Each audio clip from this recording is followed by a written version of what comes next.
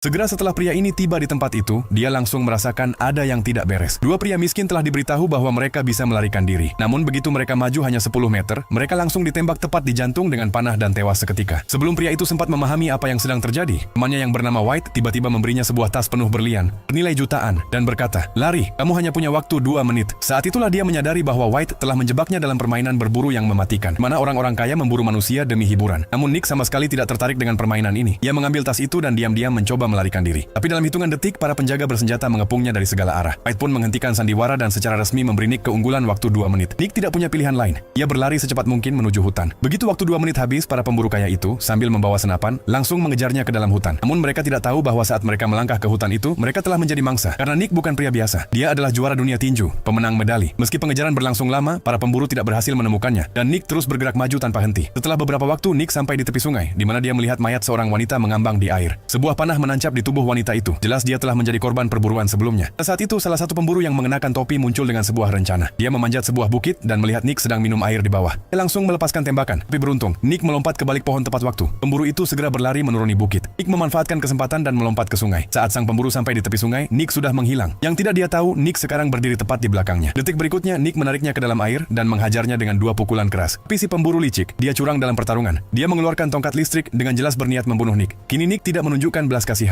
Ia melepaskan pukulan kombinasi yang kuat, menghantamkan si pemburu ke batu besar, membunuhnya seketika. Saat para pemburu lain tiba, tubuhnya sudah dingin dan tak bernyawa.